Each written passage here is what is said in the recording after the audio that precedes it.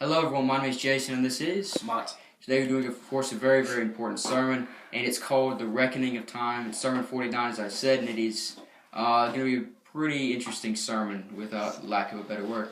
So, Jeremiah 5:31 says, "The prophets give false words, the priests give decisions by their direction, and my people are glad to have it so. And what will you do in the end?" Now, I read this verse about 4.5 months ago, and it really just started something, and that's really where this entire sermon came from. And the second verse is Malachi 2:17. It says, "You have made the Lord tired with your words, and still you say, 'How have we made him tired?' By your saying, 'Everyone who does evil is good in the eyes of the Lord, and he has delight in them.' Or where is God the judge?" Now this is very, very interesting. I love the way Malachi says this. He's sort of just saying, by your saying, everyone who does evil in the world, they're good. So where exactly is God the judge? And so it's sort of just him being sarcastic, and it's one of those few cases where you'll see sarcasm in the Bible. So talk about the rest of that. Well, we have been working on this sermon, as he said, for 4 months now. We've been talking about it and planning it. And basically, here lately, we classified this sermon as a last call to salvation sermon. Because from the beginning, you saw the title of The Reckoning of Time, which basically we have preached from Revelation. We have told you about how the world is going to end eventually. Not the way most people expected it, but the world is eventually going to end, and we have to be ready for it. We have to be saved, basically.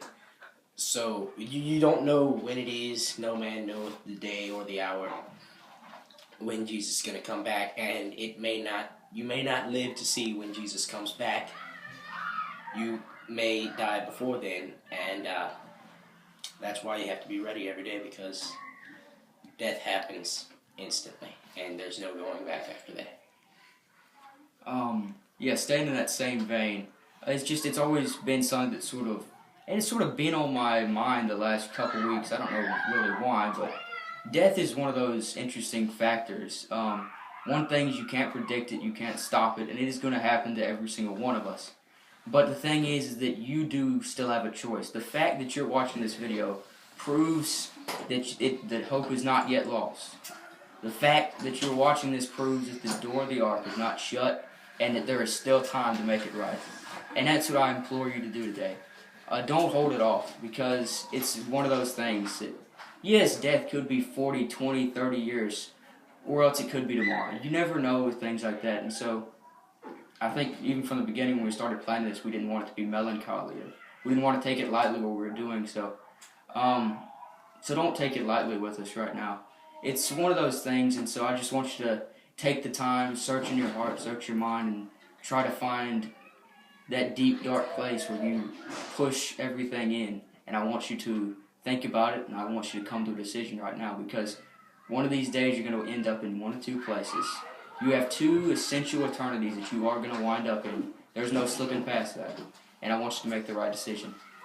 Do not wake up one day, realize that you've made the wrong decision, because once you realize you've made the wrong decision, it's too late. And so just take a few seconds right now. And that is it. That's the end of the reckoning of time. And this is essentially the last sermon, with 50 being the last one. So it's been an honor presenting these to you.